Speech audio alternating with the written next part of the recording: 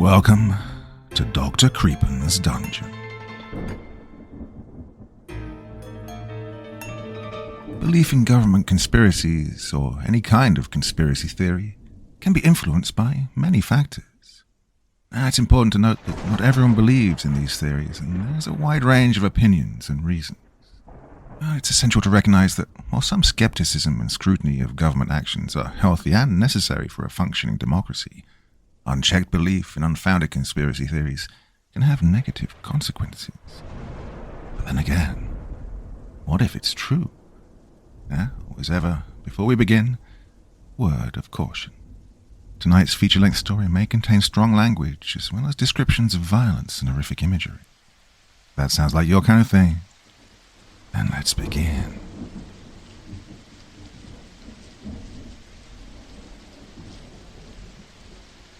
I still see those things in my sleep. Even though it's been many months since I last saw them, you just can't stop yourself from visualizing one standing right above your bed when you close your eyes. But it gets so much worse when these things tear away friends and family from their bodies, instead of having to put a stranger out of their misery. Alright, that's probably too much info to take in, so let's start from the beginning. My name's Brad. I'm a police sergeant. I won't go into specifics about my personal life too much because that's not what all of this is about. No, I'm here to talk to you about the disease that wiped out, or, well, more like changed, everyone in my hometown. It was a late, chilly August evening. Aside from myself, there was Carter, Jack, and Logan. Now, some quick background info. Me and Carter had joined the police force as friends. However, we'd met Jack and Logan at the task force itself. Now that our vacation was coming to an end, we decided to meet up at a campsite to experience the privilege of breathing the crisp nature air we rarely had time to cherish. We were all sitting on logs, covered in a thick blanket of warmth emanating from the bright campfire raging in front of us. After a while of talking about our lives and upcoming events, we sat in silence, save for the branches that Jack was picking at in the fire, with his shotgun leaning on a small rock behind him. Since we work as law enforcers, we were given permission to own a firearm license and use it when we thought necessary. Wild animals or drunks occasionally slip by our woods at night, so the double barrel was the only real thing ensuring our safety. It might sound a bit strange, but we live in a part of town that doesn't really mind all that. As I look back to the woods, recent memories begin to creep into the front of my mind as I fall into deep thought. I knew that it would be best if I just embraced them and got it over with, but I still wasn't ready to let them go, let alone face them. I tried to clear my mind by attempting to rekindle the conversation as I gaze up to the stars beginning to light the reddish sky. Nice night today, eh? I gesture upwards with my eyes as everybody else glances up to the darkening sky. Yeah, replied Logan. Haven't seen that many stars in a while, added Jack. After that, silence seemed to regain its composure, and I slowly sank back, deep into my mind. Though I never showed anything on the outside, I would occasionally feel locked-up thoughts desperately trying to escape my lips. But I didn't want to worry anyone, so for now it was easy enough to brush it off as the aftermath of a dismal incident. It'll pass, I often told myself. As I looked up from the grass, I locked eyes with Carter sitting right across my log. Through all the years together, Carter had learned to read me, even when I put on my most expressionless face. You okay, Brad? He asks. Yeah, I'm fine, I quickly respond as I break eye contact and look away. After a few more seconds of studying me, he sighs. Cut the bull. What's bothering you? He asks, clearly not caring about the fact he'd just caught everyone else's attention. I'm fine. Just thinking about that book I'm writing, I retort. Your crime novel? Come on. You just don't pull that out of nowhere, continues Carter. And besides, you never liked dealing with outlaws. Why remember all that? He says. I stop. Just wanting to tell others that shit they're getting themselves into if they decide to sign up. Preparing them, I unenthusiastically blurt out.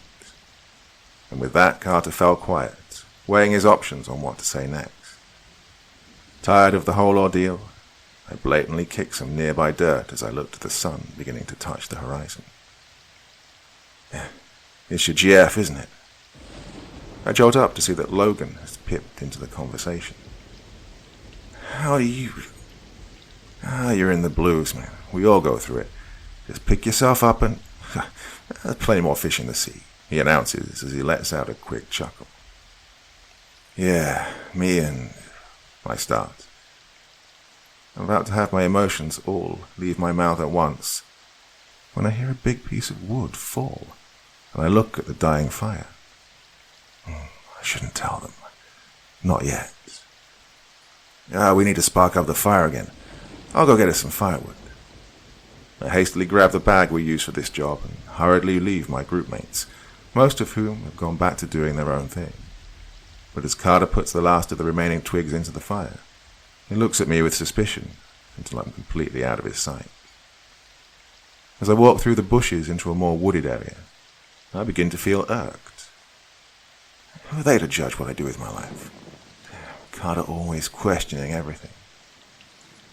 I spot a half-snapped tree surrounded by thick branches. Jackpot. The frustration on my face quickly dissipates as I collect the cool but dry timber. That'll last us the entire night, if not more. With a little light to guide me, I collect as much wood as the bag would hold, before a repulsive stench hits my nose. Out of pure disgust, I cough a couple of times before putting my hand up to my nose.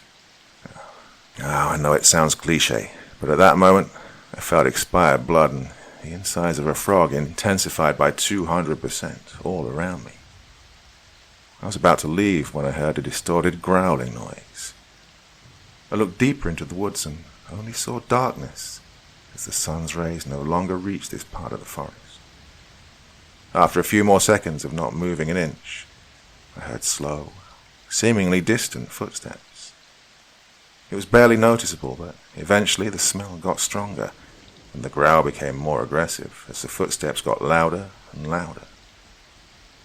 It was only when my eyes started to water from the lack of blinking, mixed with the rotten stench and the horrific sound mere yards away from me, that I bolted back in the direction of the camp. As I got closer to my destination, I began to hear faint noises of Jack's usual bragging about a girl in a bar and laughs coming from Logan and Carter. However, my sudden burst of hope quickly diminished, as I felt more isolated by the second, as the footsteps behind me had now clearly turned into a run. Eventually, I saw a tiny fire barely illuminating 3 figures past the familiar bushes. I charged through the sharp tree branches hanging in front of me, scraping my face, not daring to look back. Finally, I crashed through the bushes and felt my shoulder impact the rough ground below me. Once my breaths had filled my lungs with an adequate amount of oxygen, I looked up to see that my friends were all gaping at me with a surprised and puzzled look. They all held a bottle of Heineken, which explained why their laughs had suddenly ceased when I plopped down right in front of them.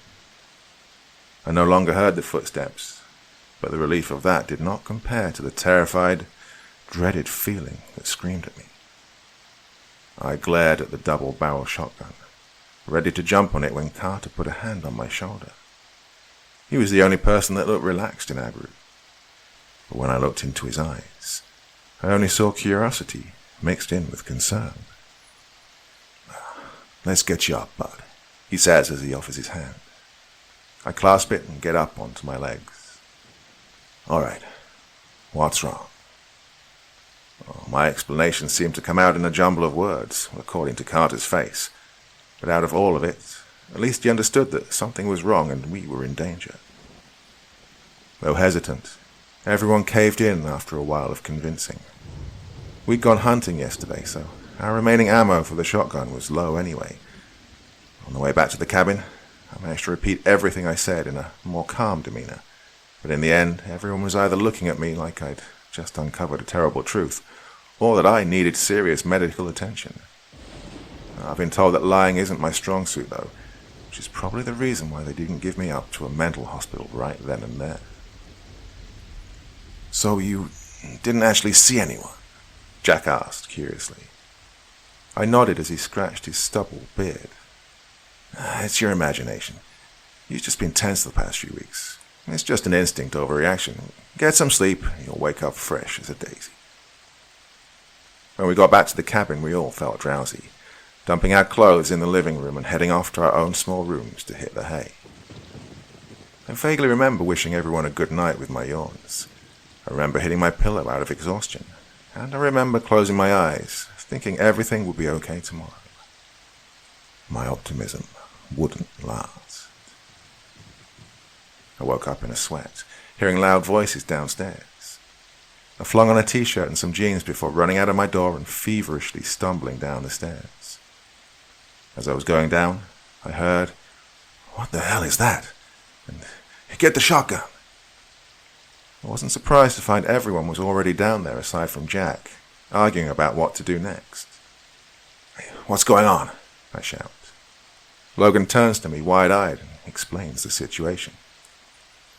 "I woke up in the middle of the night to get some water from the kitchen, so I come down here, look out of the window, and I see that."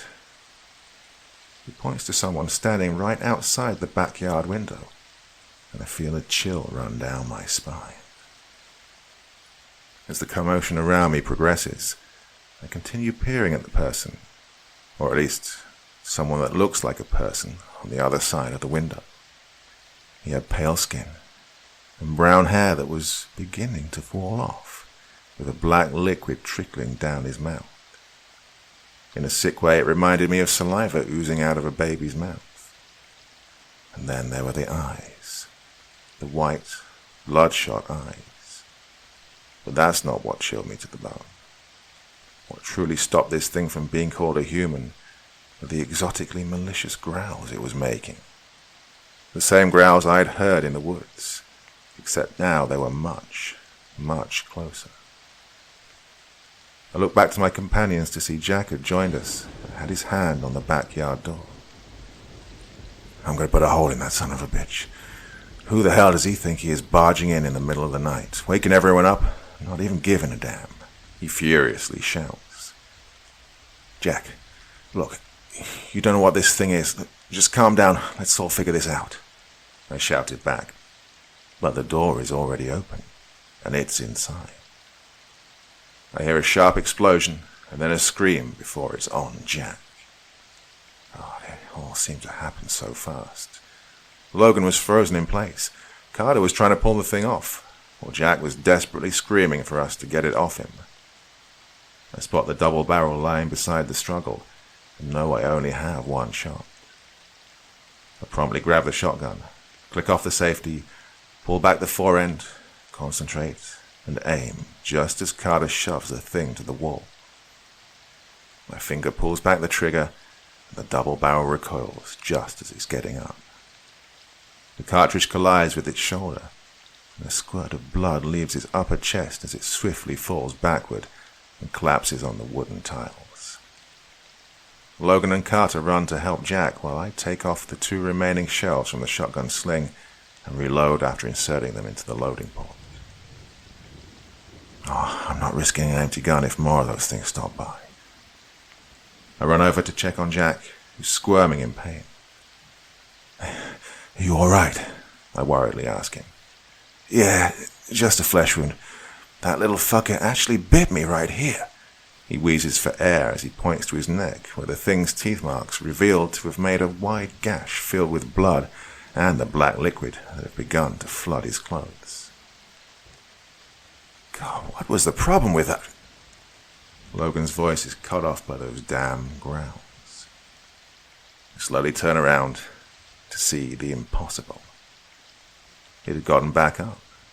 Its shoulder was limp, and the force of my shot had caused its skin and bone to be destroyed, which instead now showed a weak shower of blood dribbling down its ribs. But I swear I thought I saw a part of its lungs as well, and it was still standing.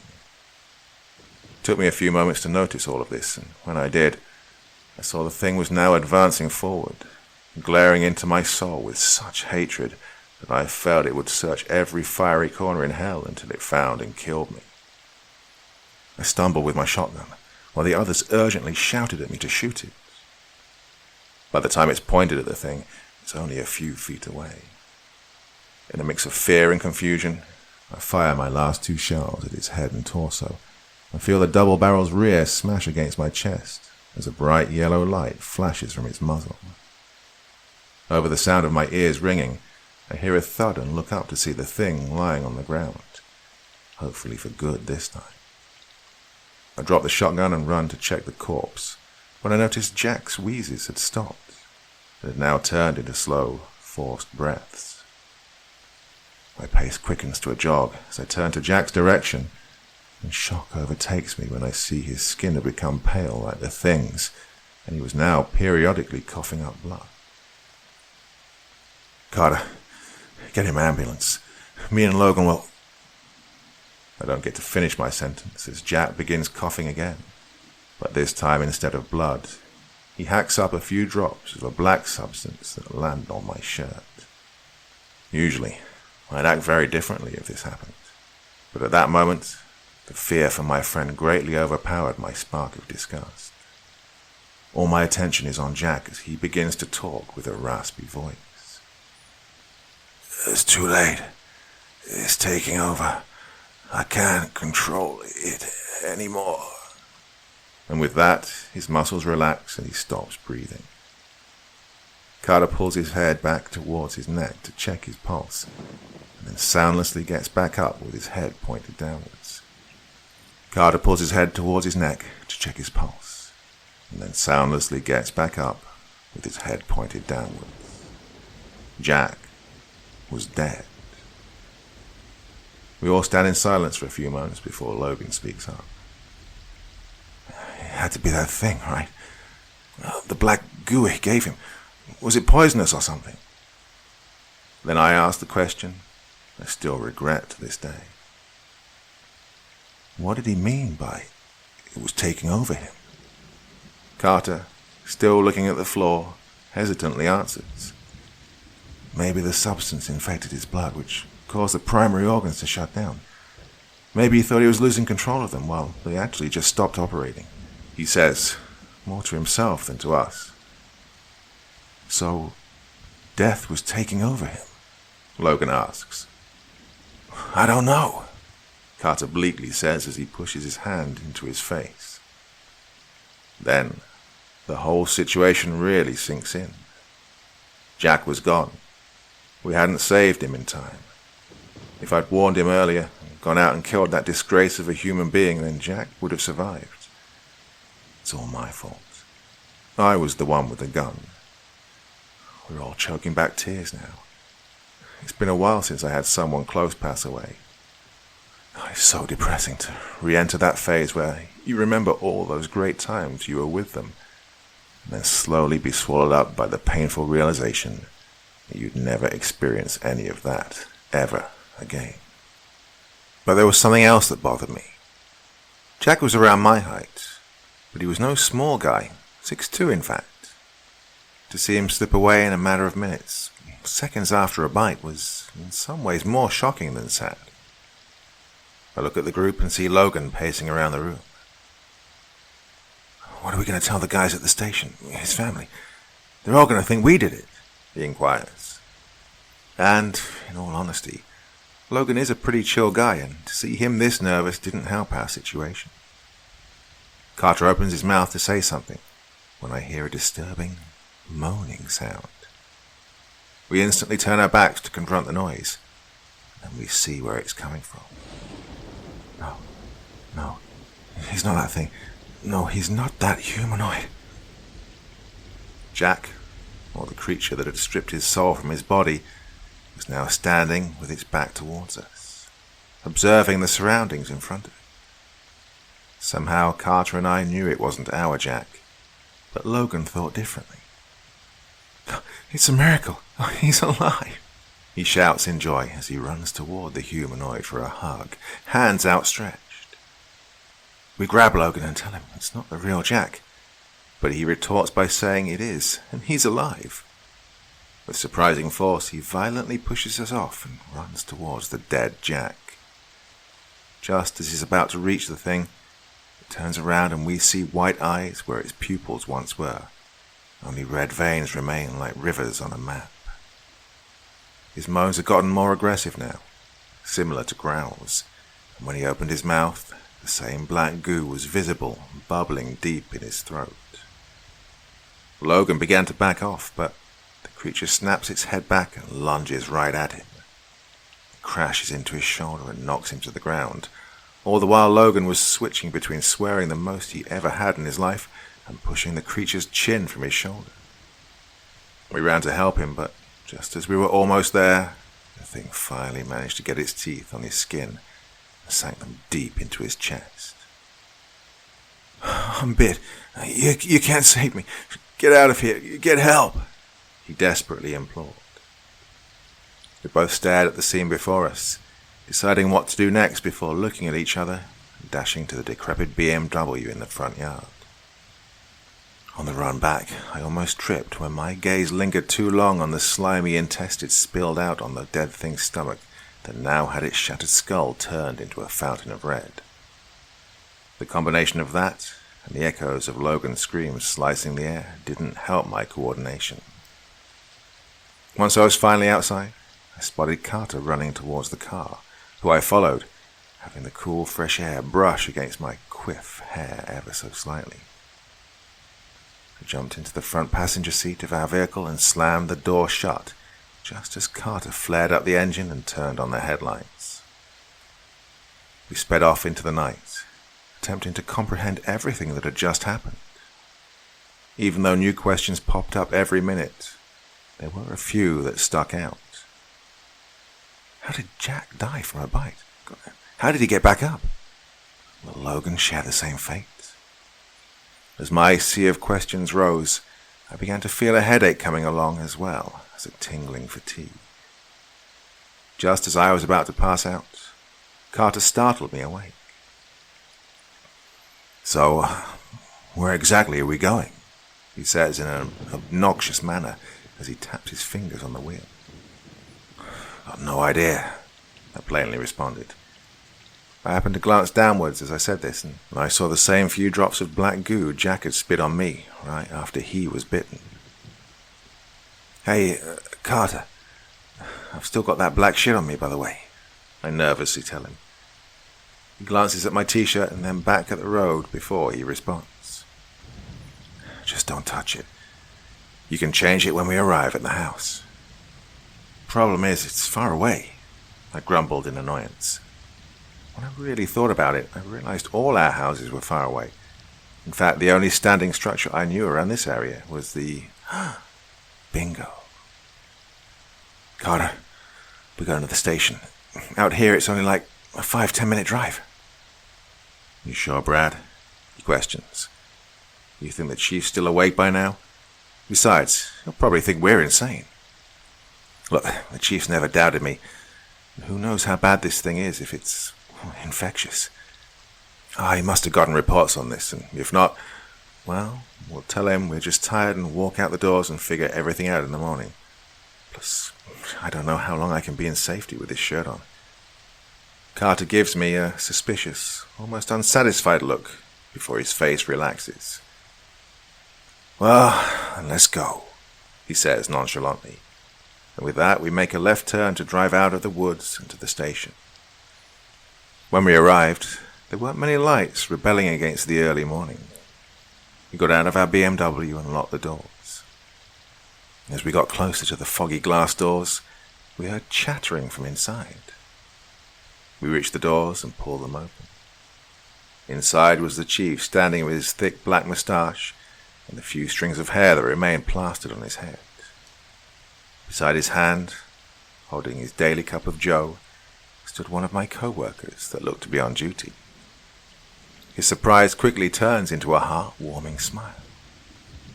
"Brad, Carter, what are you doing here? Shouldn't you be resting under some warm covers while you have the time?" He gives out a jolly laugh as he walks over to us and gives us 2 nice pats on the back. "What can I do for you?" he asks. "Sorry for barging in like this, Chief Noah. We have something important we need to tell you. Maybe you can fill us in on this." We explain a bit of what had happened, leaving out the most unbelievable parts. When we finish, his face shows nothing but curiosity. However, his eyes are undoubtedly filled with panic.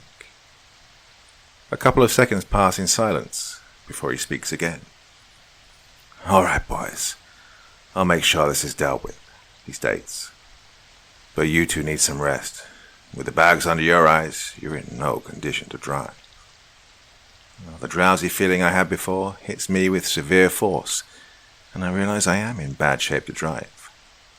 I spare a glance at Carter and saw that he was no different than me, maybe worse. "So, here's what we'll do," the chief continues. "We're going to get you two a place to sleep for the night." He peers at my BMW through the window. "When you wake up fresh in the morning, you'll drive safely back home," he finishes. I muster up a weak smile at the chief as he sends someone over to escort us to our rooms. "Hey, you have something on your shirt there," our escort notifies me as we reach my room. "Oh, yeah, got some dirt on it. Isn't coming off. Do you have a shirt I can borrow here?" I lie. "Oh, yeah, sure. Should I throw you your current shirt in the wash?" "Yeah, thanks a lot." I cut him off, not wanting him to ask any more questions.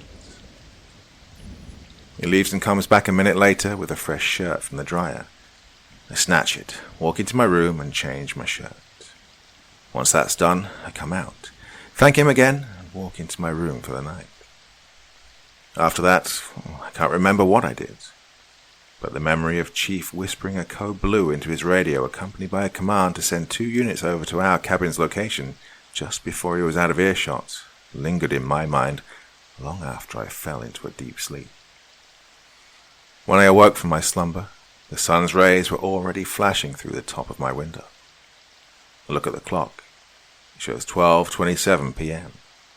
Well, usually I would jump up if I woke up at this time, but again, recalling previous events, I didn't care what time I woke up for now. I looked down at my shirt to be sure that the black spot is no longer there, when I realized that I hadn't changed my clothes last night. After a few quick stretches, I open my door and walk to the station's living room, where I see Carter and a few other officers lounging on the chairs and sofa with their cups of coffee. Not in the mood for a cup, I walk down to Carter and grab a donut on the way. "So, where's the big guy?" I ask Carter. "Well, my guess is that he's out cold. Must have been up all night," Carter answers, taking a sip of his coffee. I take a bite of my donut as I take a seat next to Carter. I'm about to put my head down on the sofa when our escort from last night comes up to us. "Good morning. You guys sleep well?" he asks. "Yeah, we had a good rest," I respond. "So we finished washing your shirt and most of it's come off, but there's still a little bit left right here." He points to a dark spot that remains on my clean white shirt. God damn it. All right.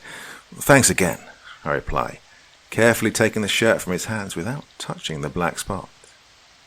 Our escort smiles and wishes us a wonderful day before he leaves. "I'm kind of getting tired of having a shirt be one of my main problems," I tell Carter. "Tough luck," he guesses. "Come on. I'm starting to get a bit homesick after all of this." I chomp down the last bits of my donut while Carter gulps down the remainder of his drink. After we're done, we get up and walk outside. I throw my dirty shirt in the nearest trash can, glad to get rid of it and embrace the warm, soothing air. I get into the BMW and slowly lean on the slightly burning driver's seat. The air inside my car was humid, which hinted the sun was already starting to bake it. I hastily turn on the air conditioner before the insides of my car become a blazing barnyard. I turn the key for the engine and press on the gas while informing Carter that I was going to drop him off at his house first. We didn't talk much on the drive back. While that might seem a bit odd for us since we're usually pretty energetic when it comes to conversations, what's even more strange is that the frequent traffic we often bump into was nowhere in sight. Sure, there were cars that occasionally followed or zoomed by us, but not enough to cause a real big traffic jam. Even more, there seemed to be an increased amount of police everywhere as well. We didn't pay too much mind to this, however, and we eventually reached Carter's house, where he jumped off and promised to give me a call later on. As soon as he entered his house, I turned back around into the direction of the cabin. To this day, I still think that I was better off not going, but at the time I felt I needed to know the truth. I knew Carter would disagree, which is why I was going alone. I needed to know what really happened to Jack and Logan. The ride was shorter than I expected, though that made sense since we usually had a numerous number of stalls on the way there. But now, there was nothing that would distract me. I determinedly made my way to the old house. When I arrived, it was well past brunch. I parked my car a good distance from the lodge, not wanting to attract attention. And as I expected, when the entire part of the front of the house was visible, I noticed a cop car standing right in front of the cabin, where I could barely make out a figure through the half-cracked open window. I quickly hid behind some trees. If any of my co-workers recognized me, there would surely be questions on why I was here during my vacation right after I'd reported an attack here just a day ago. I waited for a few minutes, hoping for some miracle that would make whoever was here leave and not getting anything. I was just about to head back when I heard a loud voice coming from inside the car. I looked back and saw the person inside now held a small black object. His radio. He looked distraught, and a few seconds later he put down the radio and flared his cruiser while simultaneously turning on his sirens and driving right past my hiding spot as I ducked beneath some bushes. When the coast was clear and I couldn't hear the sound of his screeching tires anymore, I made a run for the cabin. I got to the door and tried to open it, but it was locked or barricaded from the inside. Damn, should have come earlier. Then I remembered the backyard. The wooden fence isn't that tall, and I could probably climb over it. Before doing so, I listened for any noise. It didn't seem like there was any, and they wouldn't have had time to set up cameras in there. At this point, I was too dogged to stop myself, so I brazenly grabbed the top of the fence and pulled myself over. I landed on the grass and turned the corner to the grilling area where the back door was, and I was taken aback. I knew the backyard would be a bit messy from our struggle, but the new scene was unsettling. More furniture was tossed over, and it now looked like somebody had spilled a full bucket of black goo instead of the few drops we saw last night. Oh, the same repulsive smell I smelt in the woods and on my shirt had also returned. Well, the police had had quite a time. Yet, something told me that I needed to continue onwards and find out what had happened last night. Perhaps an instinct. I followed the scent as it got stronger. The only thing that I could do to stop myself from vomiting was breathing through my mouth, but even then I still felt its ominous presence. And then, at the very edge of the backyard, I saw a white bag lying on the orange leaves with what looked to be a shovel situated on the fence. As I got closer, I realized that what I was looking at was a body bag. On closer examination, I noticed a small part of the bag on the top was unfolded. At the angle I was at, I couldn't see inside it, but a couple of steps forward, and I would. After taking a deep breath, I leaned my head sideways and immediately saw that the corpse inside was filled with bullet holes and the black glue, like in all the other infected. And then I recognized the person as the crippled, rotting body of Logan.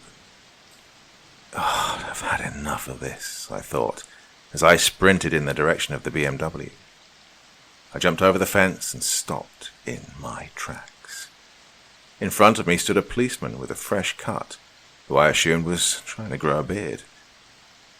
I braced for the incoming questions, but then realized that the man standing in front of me was Gerald. He and I weren't really close, but since we both worked at the station with the others, I could say we were acquaintances. "Brad?" he asked as he took off his glasses to inspect me. "Aren't you still on a break? Why are you here?" "It's a long story. Did you get assigned here?" "Yeah, just right now they needed someone to fill in this case. The others..." He stops, realizing he's said too much. "Well, they had other matters to deal with. Anyways, Why are you here again? He presses. I don't really know what to say. I can't think of a good lie, but I can't think of a good way to put the truth either. Then I remember the chief's reaction. He was definitely hiding something back there. And if he knows something, then maybe he told the others on duty like Gerald. I decided to give it a shot and confess everything to him pretty quickly. I don't know. Look, yesterday me, Carter, Jack and Logan were camping. Then we were back inside and in the middle of the night, this thing with black goo bit Jack and we took it down, but then Jack started spitting the black goo and it bit Logan. You already saw them? He asks. Saw who? Biters, he balks for a few seconds. Some kind of disease going around. They'll tell you everything when you're back on the job. Turns towel back to his car, but I stop him. Look, I just lost 2 people that I've known for years last night. Can you just tell me what the hell is going on here? He sighs and looks me in the eye. I'm not allowed to say anything to anyone, but look, these biters are multiplying. Lock your doors and try not to go outside too much. That's all I can offer. Now, enjoy the rest of your vacation. I take in all of this relatively slowly, but I still manage to thank him and drive back home. After that, it was difficult to be at ease whenever I remembered what Gerald had told me, which is why I slept a lot. It was a good distraction, but in the back of my mind, I always knew that this thing wasn't getting better, only worse. And I knew that when I got called in, the real fun would begin. All right, that's enough storytelling. I'm going to take my pills now. Nothing good ever happens with my mood when I remember all this. Well, I'll tell you the rest later. But for now, farewell. Part 2. Surprisingly, whatever this thing was spreading slightly slower than I expected. I was called in the day after I was at the station. Nevertheless, I still had a day to get my bearings, with the help of some sleep. I even managed to spare a little time on some research of this disease. The day after I talked with Gerald, I woke up at around 6 in the morning. It made sense, though. I did head off to bed pretty early the previous day. The first thing I did when I woke up was make myself a cup of tea with some toast. When I turned on the TV, I was a bit shocked to see that this thing hadn't made the headlines or even the breaking news, but was simply acknowledged on the bottom of the screen where a few sentences were often repeated, stating that a new virus had made landfall in our surrounding area, and staying indoors was advised to avoid sickness. At that moment, the only thing on my mind was the preservation of human lives, so I was grateful that at least some efforts were being made to stop the infection. The less said of these things, the better. After I finished watching the news, I decided to try and dig up some facts about this new disease, hoping to at least get something that'll give a little background info about the origin or the cause of this virus's effects. At the end of the day, my eyelids were beginning to stick shut because of the dwindling desire I wasted hours upon, while discovering few revelations of the virus that were scattered across the edges of the internet. However, I had found out that the virus was officially called the FB, or flesh-biting virus, which, when it makes contact with blood in a human body, completely eradicates the immune system, and soon after enters the brain where it gains complete control over its actions. It wasn't much, but after a day of non-stop typing, you're really just grateful for whatever you get. Right after supper, Carter gave me a call, which I'd completely forgotten about. It took me a while to fish out my phone, which had somehow made its way underneath the couch pillows, but I eventually managed to grab it and pick up the call. "Hey, Brad, you there?" he asked. Yeah, I'm here. "How are you?" "Not too good. I still don't know what the hell is happening, and now that Jack and Logan are gone." He pauses. "Well, it hasn't been easy. What about you?" "Hasn't been great for me either, but I did figure out what happened with Jack and Logan. When that thing bit Jack, some of its fluid got into his bloodstream, and when that happens, the virus takes complete control over you and does whatever," I told him. "Well, I wasn't as lucky as you. Nobody's answering my calls. Wait, what do you mean? Family, friends, co-workers. Even the chief's phone just goes to voicemail.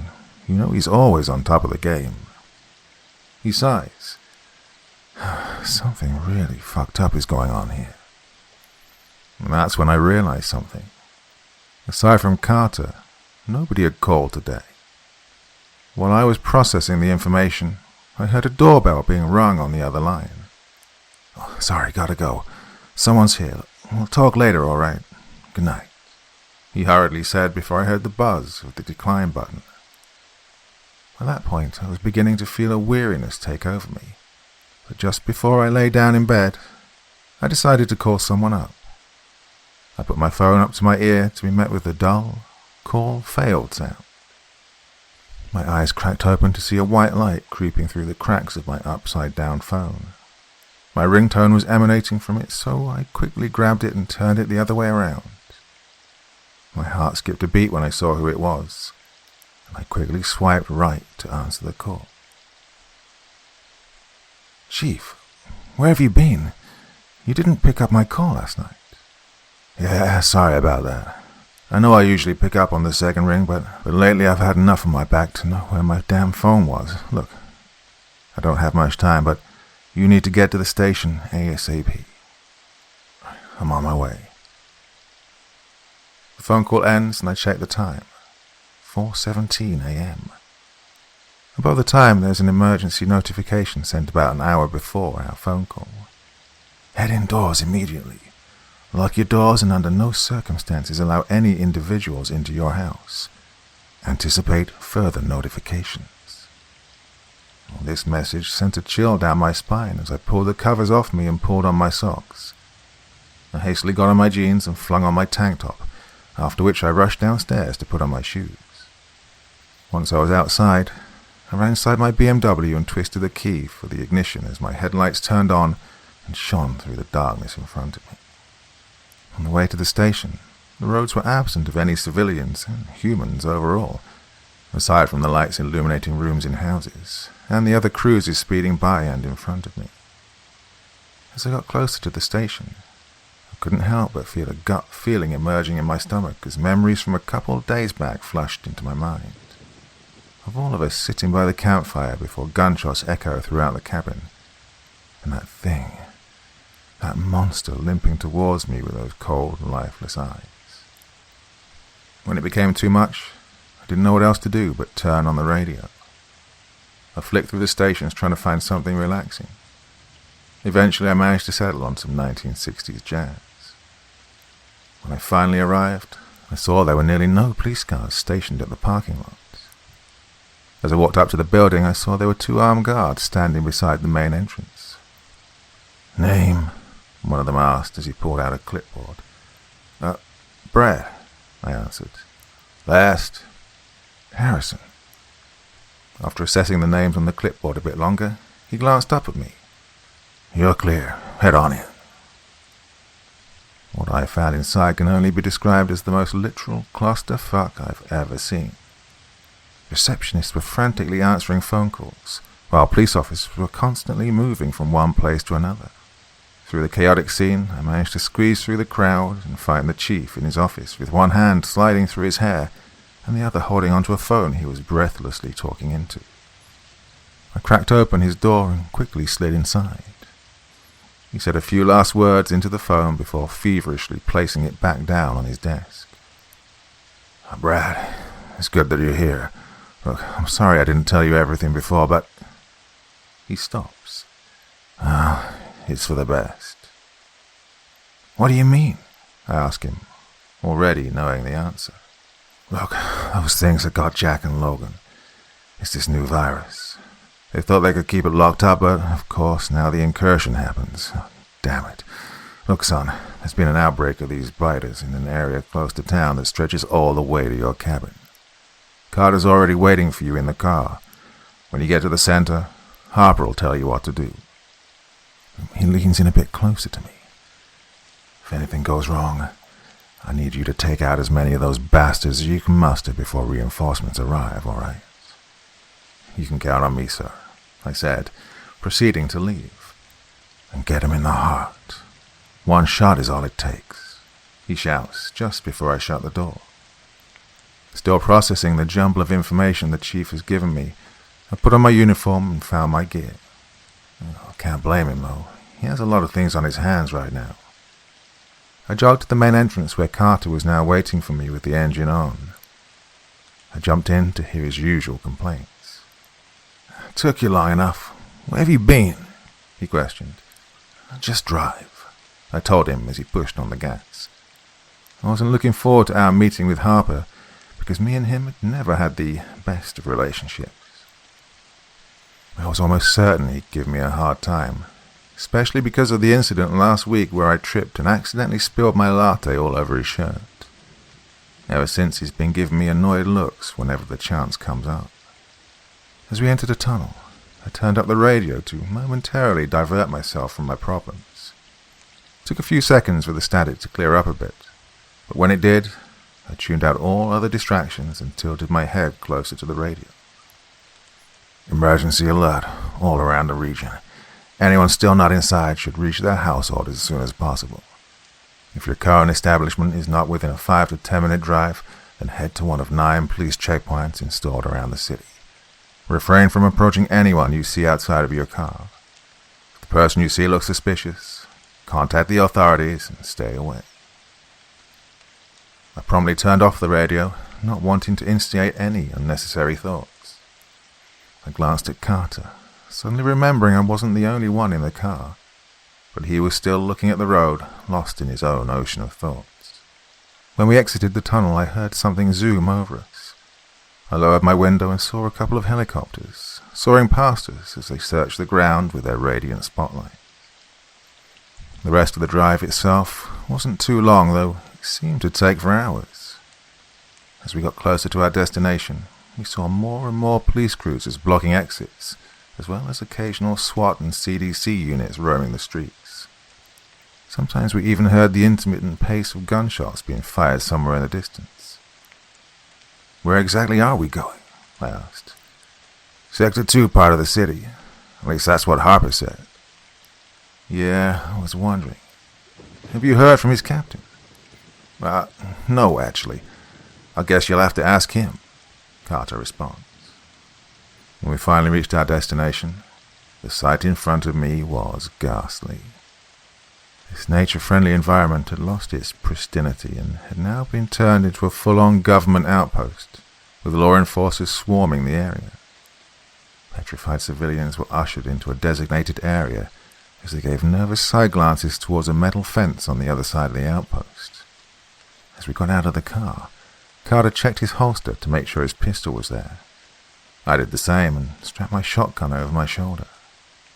After asking around, we progressed towards Harper, passing more panicked faces and constantly shielding our eyes and ears from the multiple searchlights, regularly scanning all areas in the outpost, as well as from blaring car sirens just out of view. Everywhere you went, you could see yellow caution tape plastered in between 2 trees leading deeper into the forest. Eventually we found Harper in the middle of it all, barking out orders through his microphone, connected to some loudspeakers. The truck was sitting behind him with a soldier operating a machine gun, nested on its rear end. When we were close enough to him, his deafening voice was cut off as he turned his obnoxiousness towards us. "Where the hell are you 2 idiots been? It's hard enough organizing a bunch of clueless citizens, but when I have to deal with this tardiness..." He silently glared at us, waiting for an apology. "We're sorry, Lieutenant," Carter answers. "Won't happen again." "Hey, by the way, Harper, Lieutenant, where's your captain?" I ask. Harper looks at me dumbstruck, almost like I'd offended him. "Brad, it's none of your business. But if you're so interested, he's at some kind of important meeting. Gave me orders and left me in charge." "Okay," I reply. He looks at me as if expecting more, but embarrassingly realizes that's all I'm going to say, something I take genuine satisfaction from. He sighs before speaking. "All right, I'm only going to say this once, so you better listen closely. Carter, Gonna need you to keep an eye on the civilians. They're unpredictable right now, so keep 'em at bay. Carter gives a quick wave to us before leaving. Mr. Harrison. Harper said as if my name was repulsive, lighting a cigar and looking around the park before speaking. I need you to get on the platform and defend this outpost. He points to a platform situated on top of the same fence the people had quickly moved away from. He was entangled in barbed wire with somebody already standing on the platform. For a moment I can't hear Harper as he continues blabbering on with his instructions, but he quickly notices. And beyond that, okay, are you even listening to me? You've got to work on your attention span, Harrison. If something like this happens again, you're going to get one good talking to from your chief. Sorry, I say, gazing back at Harper. That's sorry, Lieutenant, to you. I look Harper right in the eye, for him to know I'm listening, while using all of my willpower to not strangle him right then and there. He mutters an insult before proceeding with his senseless lecture. Like I was saying, if you get too close to the edge of the fence, you'll get a refreshed definition of the word death. He deliberately puffs out a cloud of smoke, threateningly close to my face. So you better watch out. Well, I don't remember the rest of what he said, but I do remember him giving me a radio to contact me, if anything seems wrong. Before I knew it, I was climbing up the ladder to my temporary job when my foot stepped on the last steel bar. I looked up and saw the person I'd seen up here before. What immediately stood out was his eyes. They looked dull and tired, and when I looked into them I saw nothing but a dark void beneath. Aside from that, he looked to be in his late 20s, and by the looks of it, his dark uniform hinted at his allegiance with the local SWAT team. His uniform also complemented his assault rifle, which was flung over his shoulder. As I finished my ascent, he gave me a slight nod before looking back in the direction he was previously fixed on. As my eyes gazed lower past the barbed wire at the ominous ground below us, I froze. The dirty roads were littered with corpses of humans and biters alike. What the hell happened here? I shout with dread building up in my voice. It used to be worse. The scouting squad managed to take out the ones near the gate and put out the fires, my nearby companion says in a conventional tone. What scouting squad? I inquire. Just a couple of hours ago. Group went in there, cleared out some of the biters, but they should have been back an hour ago. Nobody can reach them. We stand in silence for a few seconds. Well, we're supposed to keep a lookout for them if they come back. Something about his insouciance seemed familiar, so out of curiosity I asked him a few questions.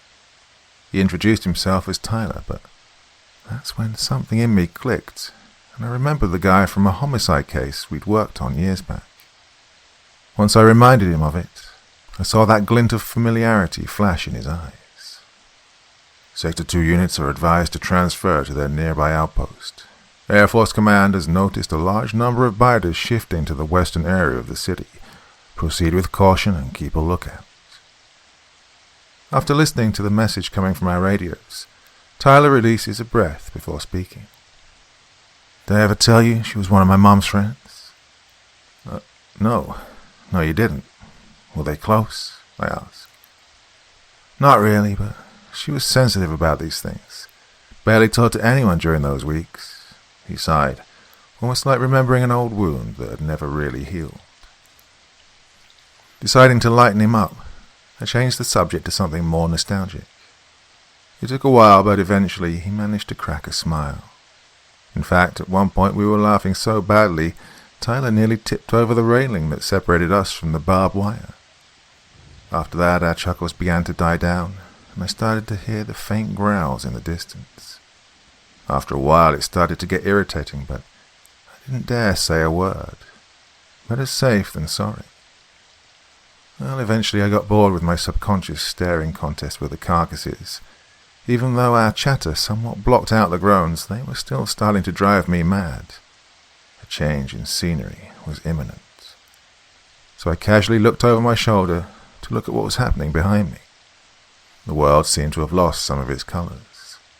Almost like some of the life it used to possess had drained out of it. Everything seemed so apocalyptic. It was like the universe itself was desperately dragging itself along with time, trying its best not to fall behind. More and more civilians were being brought into safe houses, while patrols kept a wide eye on the roads. Just as I was trying to get a closer look at what was happening, something shone in my face and I put my hand up in front of me to block out the luminous light. Once the shimmers of the glare had left the unprotected spaces between my fingers, I looked back at the main road and saw a minivan had driven up to our outpost, filled with intoxicated teens who were drunkenly smashing the side of their vans while letting out loud, boisterous hoots. A couple of officers eventually got beside their vehicle, and once they intimidated the driver of the minivan to open his window, the officers tried to get the teenagers to calm down and follow their given instructions. However, as each passing second came and went, the air got silent and tense as the drunks stood firm on their refusal to comply as the officers' voices raised in pitch. Eventually the cops lost their patience, and after radioing in a few more officers, they unbuckled their batons, readying for a full-on push. And then something happened nobody was ready for. The driver of the minivan hollered, "You ain't never taking me alive," before yanking back his gear to drive and speeding straight through the barricade tape as his tires stridently screeched. The minivan made sharp turns and unexpected curves as law units jumped out of its way while they clumsily got out their pistols and began to fire at its tires, attempting to slow it down. The bullets seemed to be made out of plastic, though, since most of them just kept bouncing off the wheels. As shots continued to ring in the air, I cursed under my breath while simultaneously getting out my Remington and firing off my own few rounds when the van was close enough, managing to get a big enough hole in one of the tires for it to become completely defective. But even as more and more of its tires kept losing air, the scarcity of friction on the ground kept the van sliding in the direction of the opposite side of our fence, where people were standing on an alternative platform. It was only when the minivan was mere meters from their platform that they jumped off, barely making it to safety, just as the caravan violently crashed through the fence, creating a wide gap in it and toppling the platform in the process. After that, the driver seemed to have lost control of his vehicle because it steered off course and was speeding straight towards an alleyway corner. A couple of the van's passengers managed to jump out through its windows just before it collided with a wall, its loud crash rippling the air around it. Officers rushed to the scene with medics not far behind. The runners were the first ones repressed, and not long after, a cuffed group of them was being ushered into a truck with bars serving as windows, while the other group was hastily being led into an ambulance. While everyone was busy gaping at what had unfolded before them, I was far more focused on the ever-growing moaning coming from the far-right corner of the building the van had driven into. A knot formed in my stomach as my hand gripped the stock of my shotgun. And then a decrepit head appeared, followed by a rotten body and finally its bruised legs. But that wasn't all. There was a small group trudging along with it. But when they spotted the crowd before them, their trudging turned into a charge. "Get out of there!" I instinctively clamored as I took 2 shots at the thing's torso, while the shotgun vigorously hit my chest plate. Shrieks erupted from below me as the medic's grips loosened, and the now sober teens scrambled past puzzled officers. As the other teens in the truck desperately rattled the bars blocking their escape, the deputies, with seemingly little experience, paid no mind to them and slowly retreated back into the outpost, even as they tried to steady as many shots at the incoming biters as possible. Their aim always seems just a bit off. On top of that, this only irritates the biters as they quicken their approach. The other officers hurry their way aside. One stands out from the rest, attempting to stop the biters with a strict order for them to halt. By the time he realizes the true nature of these things, one has already assailed him. By the time SWAT members arrive and take out the remainder of the biters, the courageous officer is sprawled on the floor, convulsing in the same black substance Jack did back at the cabin. Everybody was reluctant at the thought of what had to be done. Most were stalling or calming their fellow workers, telling them it would be okay. throughout this discombobulation. "Kill him! Shoot him in the chest!" Harper shouts over the crowd. "You want him to become one of those things?" A few long seconds pass, after which an officer reluctantly retrieves his pistol and, leveling it at the man's skull, he whispers something before a reverberating bang echoes through the base. Some that know the man stay transfixed on the crimson liquid blossoming from his head, while others turn away and bury their hands in their face, including the person that put him out of his misery. Before long, white hazmat suits have arrived and split into two groups. One started patching up the gap in the metal fence, while the other carefully examined the now cool corpse of the officer before gingerly picking it up and carrying him away. As much as I wanted to mourn for the poor soul like the rest, I couldn't ignore the all but familiar scent burgeoning through the air. As much as I wanted to chalk it up to my lately overactive senses, it became harder and harder to do so as the smell strengthened to a point where it seemed nearly palpable. "Holy shit! Look at how many there are!" Tyler points to an area about 30 meters from us at approximately 1 o'clock from our point of view. No less than 40 biters are making their way closer and closer to our position. Even though I know we don't have much time, I can't help myself but think, wow, are they so pissed off about losing a handful of their buddies that they send 5 times as many? Mentally scolding myself for wasting time, I silently pull out my radio and pin down the speech button. My breath crackles through it as I begin to speak. "We spotted a biter horde advancing towards the Midwest outpost. Over." I peer back at Harper, who's still standing on his imaginary throne. He looked to be talking to a frustrated family of 3 standing next to him, but now frozen in his tracks. He gives me a quick glance as to confirm what I was saying was true, to which I nod. He hurriedly sends the family away before snatching his own radio and putting it up to his mouth. Through my intercom I heard, "Code Blue, I repeat, Code Blue. All available law personnel in Sector 2 report to their defensive points. Medical personnel get their civilians to safety." Officers speedily jogged to their positions, swiftly ducking under whatever cover they could find to safely shoot through the small openings in the metal fence. SWAT members either team with the police or obstruct the gap abandoned by the defenseless hazmat suits, which had long scattered by now. The biters are aware of our presence and have begun running. Tyler already has his assault rifle in hand, and after one look at me for preparation, fires off his first few rounds, followed by a series of gunfire from below the platform. Ignoring the cold sensation of the metal in my hands, I nimbly pull back the fore end of my Remington and aim at the first biter in sight. A gauge blows out of the gun, and my head is sharply tilted upwards. When I glance back down, the biter seems to be dead, but by that point other biters are already trampling past his body. I took another shot to the chest of a biter just ahead of his crowd. This process repeated a few more times, but even though my shots were reinforced by sporadic outbursts of the semi-autos, the waves just kept coming. At one point the biters reached the SWAT members holding a makeshift barricade for the gap. The first one went down quickly, but as more bodies began to pile up, it became harder for them to adjust the movement of their guns. Eventually, the SWAT team was overwhelmed and became vulnerable, something the biters took advantage of as they entered the outpost.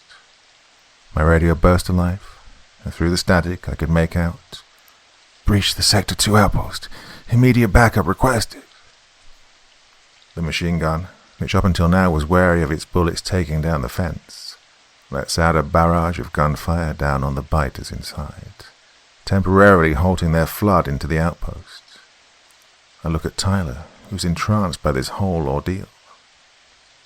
"Those biters are going to reach us any second. We gotta jump," I apprehensively shouted at him. He snaps out of it and jumps over the railing, down onto the floor. I follow and land with a sharp pain escalating through my leg.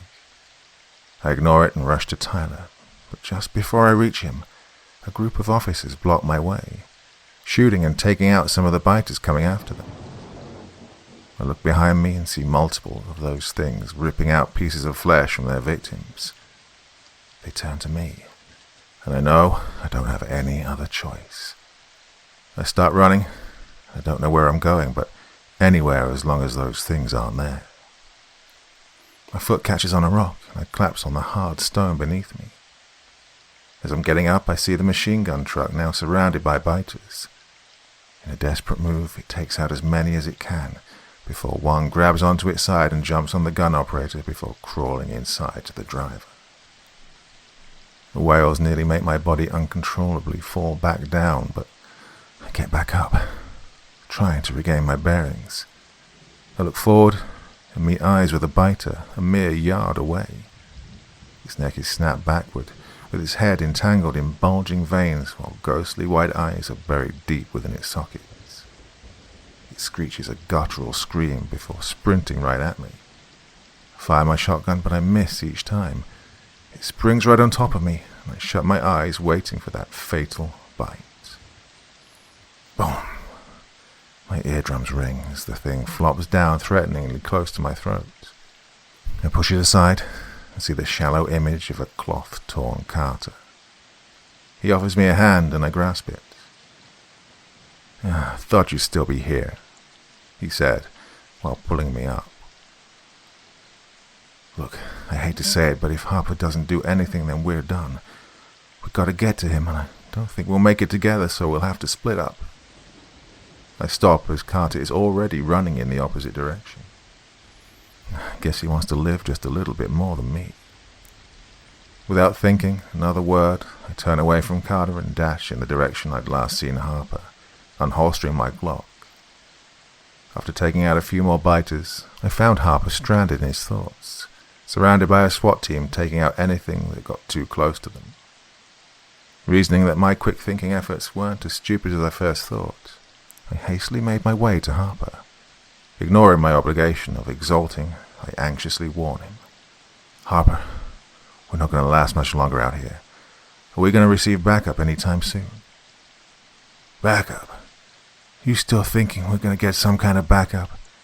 Look around you, this place is beyond repair," he exclaimed. I stared at what was happening around me, and I quickly realized that what was happening was terrible. We were getting pushed back more and more, with people within our own ranks turning on each other. Chaos emerged as guards deserted medics, medics deserted civilians, and civilians deserted each other. You could see friends looking for friends and panicked families looking for their kids, while other civilians just wanted to get out of here. Harper was right. We couldn't stop this alone anymore. As minutes passed, we kept losing more and more fronts, and soon the biters had us cornered, with fallen civilians and law units making up nearly half of them. Even though it was hard firing on our own, we knew that they were gone and our deaths were almost inevitable.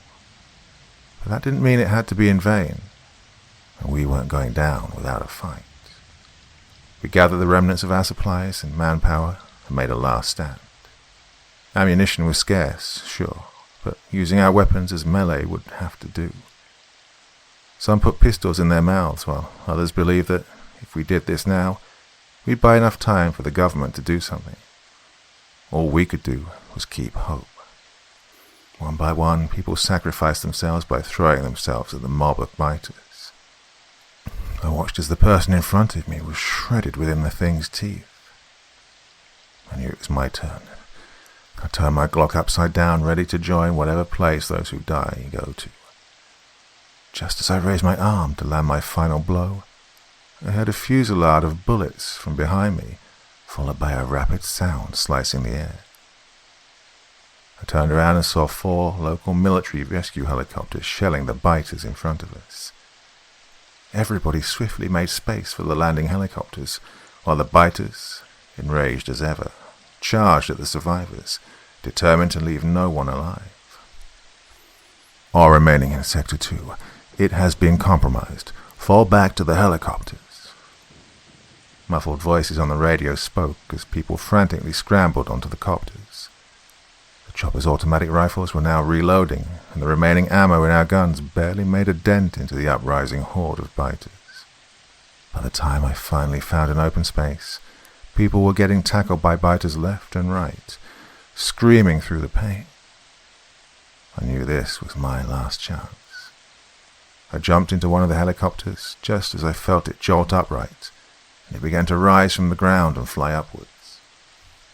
The other choppers quickly followed, but a staggering amount of biters managed to reach one of the helicopters just before it took off. They swarmed the cockpit, forcing the chopper to spin out of control and crash back into the ground, with a cloud of smoke emanating from its broken figure. The other copters, including mine, just barely escaped before we suffered the same fate. The cool air brushed against my face as we reached a higher altitude. It's over, I thought, just as I heard a growl come from beside me. I quickly looked to my right and saw a SWAT member sitting next to me. But when I looked into his eyes, I saw nothing but a pale abyss of a long, dead human.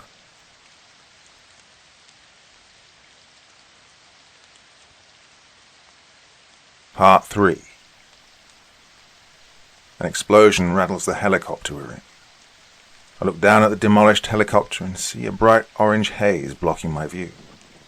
As it dissipates, I see the downed copter is now nothing but a disfigured mess of ash and metal. Another growl shakes me from my trance as I take another look to my right and see that the thing is nearly on top of me. Without another thought, I grab the shoulders of its bulletproof vest and begin to push it to the edge of the chopper. The people around me quickly realize the situation and begin screaming and kicking the biter sitting next to me, creating a loud commotion in the plane and blocking any shots from being fired. The biter turns its attention to the other people on board, and I know I only have seconds before we end up like the helicopter beneath us. Despite the heavy armor hanging on the thing's limbs, after gathering all the remaining energy I had in my muscles, I shoved that thing as far out with my arms as I could. I lost my grasp on the biter as I felt my hands give out and sharply turn downwards. The thing's fading screech was the only thing that made me realize that throughout the whole ordeal I hadn't taken a single breath. I took in a huge portion of air before crawling back deeper into the airplane. The crowd inside's huddling in the middle, no one wanting to accidentally slip and fall to their deaths. The military personnel on board hastily putting restraints on the outer edge part of the plane to keep a locked and safe perimeter. A few people wearing a thick all-camo outfit managed to slowly but surely make their way towards me without causing too much inconvenience. "Sir, are you all right? We saw you single-handedly take down that biter. We're sorry we couldn't support you, but with all the civilians..." One of them, presumably the sergeant, spoke up. "It's all right. No more lives were lost. That's what matters," I say, peeking through the constraints being installed on my side of the copter. "We're going to have to check you, though," he responds. "Can't have any more of those things on board." As his men begin to closely inspect me, he continues. "You feeling well? No signs of lightheadedness, tight chest, difficulty breathing?" As the short answers to his questions near an end, the soldiers around me wrap up their observations, and their commander tells me that you could call it a miracle that no other people were close enough to me to have spread the infection. "You handled that situation fairly well. Judging by your uniform, you're a cop, aren't you? How many years you been in the service?" he curiously asked. About 6 years now. Been a hell of a ride. We used to be..." The copter violently shakes before I can finish. We all struggle to find something to hang on to against the turbulence. The helicopter eventually calms, and we regain our balance. "Not as much of a hell as this, huh?" the commander says, still clutching the metal bar he'd found at the side of the copter. He shakes his head and looks at me. "When we heard the distress signal coming from your area, they sent out the first aircrafts they could get their hands on." He stops and goes silent for a moment. "Didn't expect to see so many of you here. More helicopters were on the way, so it wouldn't have been so crowded, but how could it have happened so damn fast?" he ponders, lost in thought. And take the time to take a better look through the gaps in the outside entrance of the copter. After struggling to get back up, my legs eventually regained balance on the metal floor. I peered out onto the ground and saw that the emergency broadcasts were doing a good job with keeping people inside. Nearly all houses had their lights on, with their cars in the parking lot, with no one visible on the ground. Suddenly I get the urge to ask the first thing that was supposed to pop up in my head. "Sir, do you mind telling me where exactly our destination lies?" The military commander turns to face me and automatically speaks. "Oh, nowhere special. If you're interested, well, away from those biters at least." Before he trails off again, I repeat my question in a more aggravated tone. "Where are we going, sir?" His response sends me off guard as he looks me straight in the eye and sternly says, "You'll know when we land. Sit tight." Well, that instantly shuts me up, and the rest of the trip is pretty quiet, aside from the daily coughs and sneezes similar to the ones in public transports. The commander made occasional announcements, telling us not to panic and that we were going to be brought somewhere safe. He also instructed everyone to hand over all their gadgets and any kind of weapons they were carrying. After a thorough search through our bags and pockets, he also addressed everyone in the police force, including me, to not contact our superiors or any other colleagues via radio. Even though I didn't receive any news about the progression of the outbreak, the radios the military held were still on. Unfortunately, that didn't help my case, as the few times the military personnel on board did use them, their codes were so scrambled that trying to decipher it would lead to an irritating headache within minutes. However, after a while of this, I felt my ears begin to pop and noticed we were slowly dropping altitude. I still couldn't see where we were supposed to arrive, but I was starting to notice fewer shelters on the ground and overall a more rural landscape the further we flew from the city. I was considering asking again my question, now that we were close, when the commander made another announcement. "All right, listen up. We're preparing to land at our destination. You'll have multiple guards escorting you into the building, so don't even think about trying anything. And don't struggle.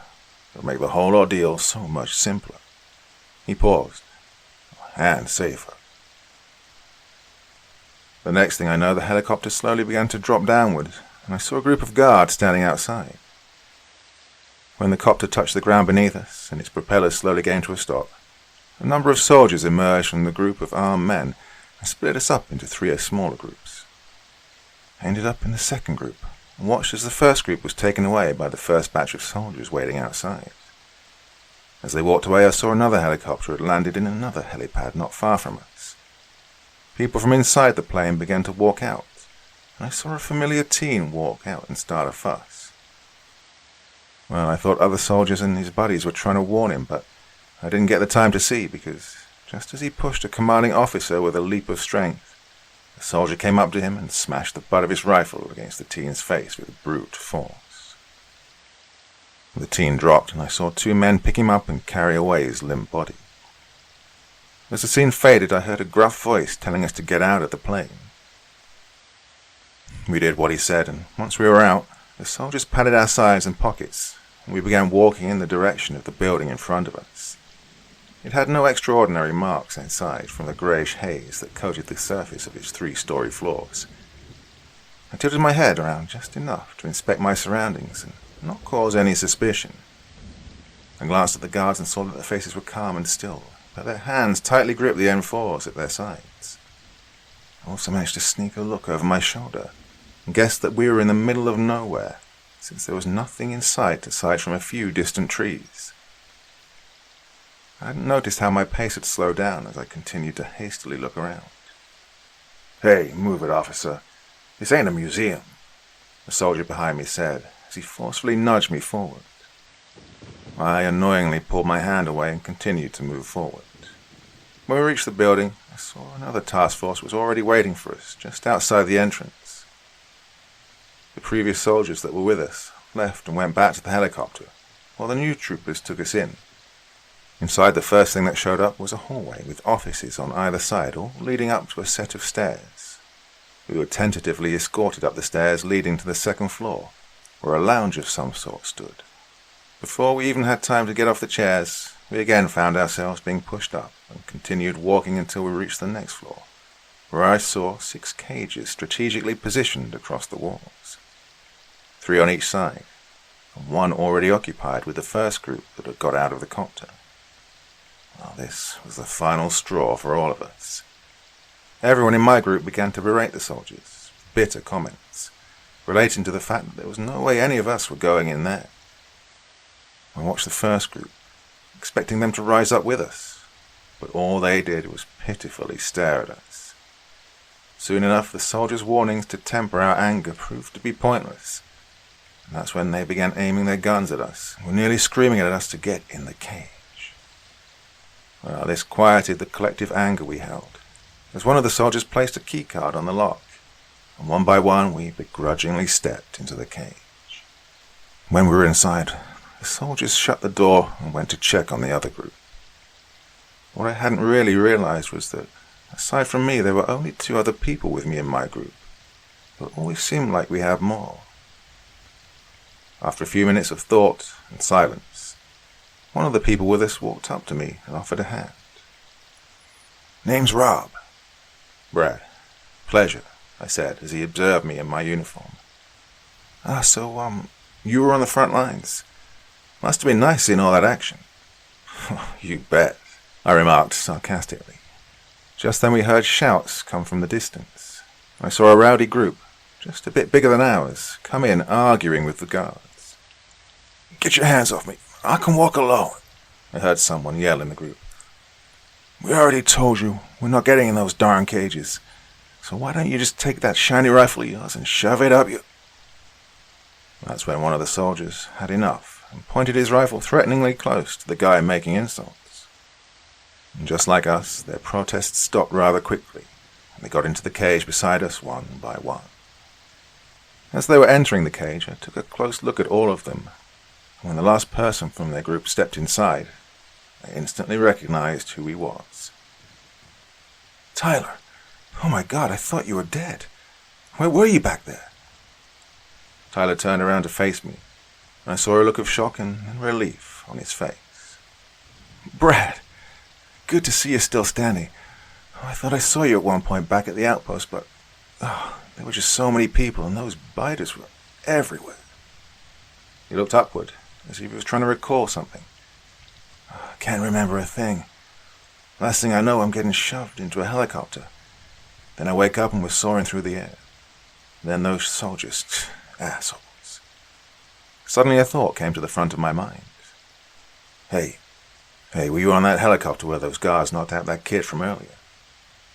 "What kid?" "Oh, yeah, I was on the copter with him. Frankly, he was annoying the hell out of everyone during the trip.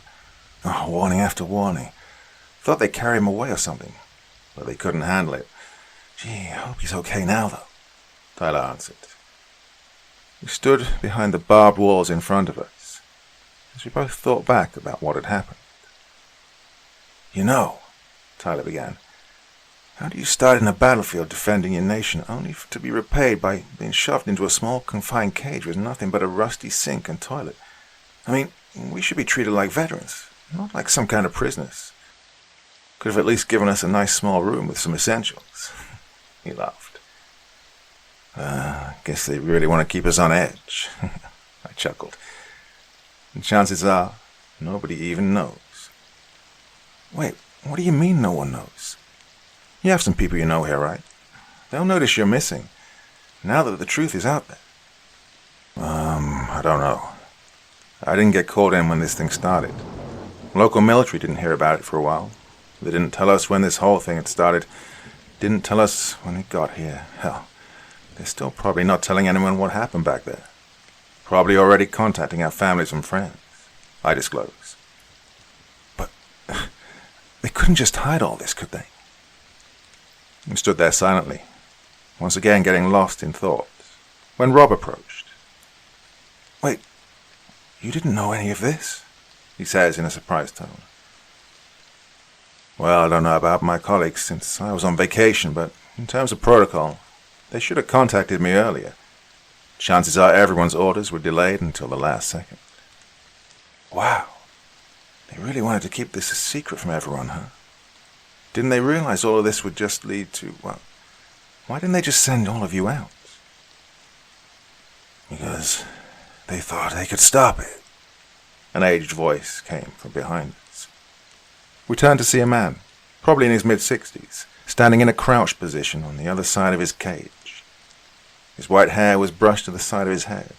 His chin was shaven, but he wore a pale face with tired eyes. "They did it once. Thought they could get away with it again," he said, almost like he was recollecting a past moment in his life. "What do you mean, they do it again?" This is the first time the police and military force have encountered this kind of outbreak of this scale. I mean, if they hadn't, we wouldn't be standing here in this godforsaken cage, I exclaimed. That was the idea. Dealt with it once. Comes up again, no sweat. But that's not what happened. We stared at him with curiosity, waiting for him to continue. There was a similar case once when I was still fit to serve. I was on a patrol when they called us in. The voice sounded urgent, desperate even. By the time we arrived, most of the action had already wrapped up, but I still heard the last gunshots and the last screams, even with the windows closed. I hadn't noticed, aside from us, there were also agents, probably the FBI, already scanning the area. They hurriedly led us away, but I managed to catch a glimpse of something I was never meant to see. Someone shot out of there. Looked like an officer, but something about him was off. He was about to jump on someone, and I heard a shot ring out. I didn't want to see the rest of it in any case.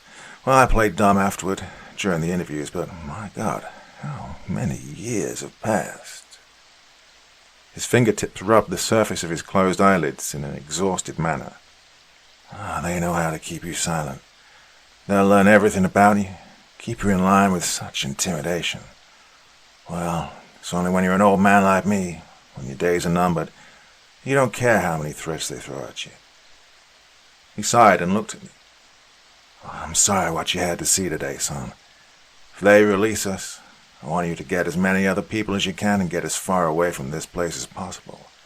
It's only a matter of time. I nodded at him with empathy in my eyes. Before he looked away, I asked, Hey, I didn't catch your name. He turned his attention back to me.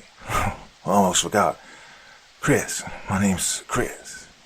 He rasped, just as we began to hear the familiar voices of struggle come from the stairs below us. I don't remember how much time passed as we all sat in those cages. Sometimes people would be brought in and shoved into nearby cages or sent to another sector altogether. Aside from surveying us 24/7, they had daily checks on us concerning any symptoms or temperatures we may have had. Some people tried to defy their authority by not answering their questions, but by the third day, there wasn't any hesitation in complying with what they said. There weren't any visible clocks, and the only thing keeping me on track with time were the meals they brought us each day, and the nightly lights out they would announce as they walked by each cell. Well, this time was no different. We were in the middle of a discussion when the main lights turned off and the backup ones came on. We had footsteps walk past ourselves, doing the usual drill. We all said our goodnights, and I lumbered off in the direction of the crimson darkness. Good morning, sleepy asses. Don't care how you slept. Need all ears and eyes now. I was suddenly awoken by the commander's voice, people drowsily rubbing their eyes and looking at him. Everyone get to the back of your confinement. The following called up will step up to the front of their cell and wait until given further instructions. We have all your personal data, know what you look like, so anyone that decides to commit identity fraud will be severely punished. We all moved to the back of our cages as he began reading the names on his list. Why do you think they're calling people up? Rob whispered to me. Probably questioning from what I guess. Commander finished reading the list and ended with a final name, Brad Harrison. Well, after the initial shock of hearing my name, I walked to the front of my cage and turned around. Rob was peering at me with worried eyes, while Chris looked at me with confidence, almost determination. Do not attempt to struggle while we extract you from your cell, the officer said as nearby units began unlocking our cages. The gate to my cell opened and I began to step out. Before they had me in the handcuff position, I managed to catch a glimpse at Tyler, who gave me an approving nod as he lined up in front and began to walk forward. We were all pulled out of our cells, and watched as the rest of the soldiers moved to the other sectors while we began to head towards the stairs. Even though this would have been a great opportunity to make a run for it, something kept all of us intact, almost like a feeling that we should just follow the guard's orders. We headed down to the next floor and entered the room with the lounge I'd previously seen the first time I was on these stairs. We walked past most of the room when I saw a single door on the left at the end of it. Beside the door, 2 soldiers were standing with rifles in hand. One of them pulled out a keycard and used it to open the door we were heading for. Once we were inside the well-lit room, we saw a few groups were already there, sitting on separate aluminum benches that you'd see in stadiums. We started moving towards an empty bench when I noticed something. On all the benches there were regular people in civilian clothing, aside from one member in every other group. Unlike the civilians around them, they wore a uniform, but not one of a guard, but more similar to one of the commanding officer. Well, I didn't have time to ponder that thought, as we were all ushered onto the bench, and just like in the other groups, a man older than me but younger than Chris was already waiting for us. We sat down just as a higher-ranking soldier came to the middle of the room and waited for the few, nearly inaudible whispers to stop before he cleared his throat. Now I can guess what you're probably thinking right now. The commander started with a friendly but firm voice. And after all you've been through, I can't say I blame you. However, we needed to be aware of those infected and those not, because if one more mistake was made, it'd be over for all of us. Know that your family and friends have been contacted, and you just might have a chance to see them again. The outbreak you previously witnessed has been suppressed, and the majority of the biters have been taken out by the military. That said, our local military forces have exhausted all their weaponry and manpower in eradicating the biters, and aside from keeping the city on lockdown, they barely have enough men to patrol half of the quarantined off-zone, meaning for now, they're temporarily defective in the fight. The quarantined area is large in perimeter, and any open space can prove vital for the biters if they find a way out, and, well, fatal to us. Military outside of our own has only recently received the news of the outbreak, and by the time they arrive, well, every second counts, and in any case, their inexperience will cost them many lives if they do arrive on time. But you, my friends, well, you have that experience, the one essential in wiping out these things from the face of the earth. But there's another reason why we put such high faith in you. We gathered you all here because you are trained men in defending the nation. You know what these things are, and you know how to deal with them. Without you, these biters could escape, and all the armies we have won't be enough to stop them. So I give you an offer. You can either back out now and return back to your cell, get released, and hope you can live a normal life soon. Or you can do the entire world a favor and end this nightmare for good.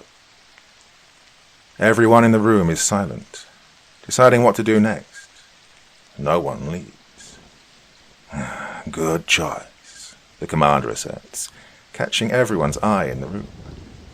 Now, before you go, I'd like you to meet someone. This is Professor Lestings, he conveys, pointing to a middle-aged man with white hair and bags under his eyes, emerging from one of the seats far back. He'll explain the procedures needed to be executed if someone within your group gets bitten, and if you haven't already heard them, the protocol. The commander sits down on one of the free spaces on the benches as the professor gets on stage. Thank you for the introduction, Captain. As you've heard, I'm Professor Lestings, the head medical personnel in this facility. What you've seen, I've no doubt you know how to eliminate a flesh biter, but there are some things you are missing that could be critical in saving your life in an encounter with one of those biters. You see, when someone gets bitten, the substance emitted from the biter takes control over the brain, making the victim amenable to the virus's actions. The exact origin of this virus is not precisely known, as well as the exact location of its outbreak.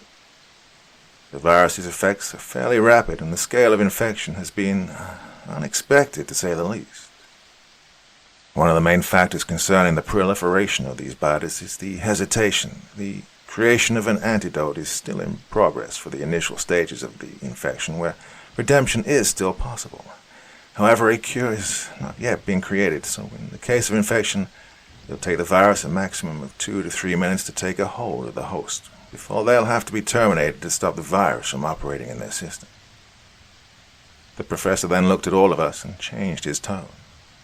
This is the last point where you can turn back, as when you enter the quarantine area, no one will be let in or out until all the biters are eliminated, and before their threat becomes insurmountable.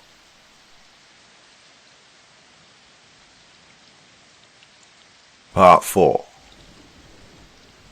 The dog repeated the other protocols, and after he'd finished, we were all combined into groups of 12 to form task forces, ensuring the last of the biters were taken out. We were taken through the main procedures of the plan, and, after we were all ready, we hastily gathered all our equipment and got on the copters. During the short flight, I wondered what would happen when we got there, still nagged by the unnerving memory of seeing the blue veins spread across the insides of the biter's face. My commander seemed to notice and questioned me about it.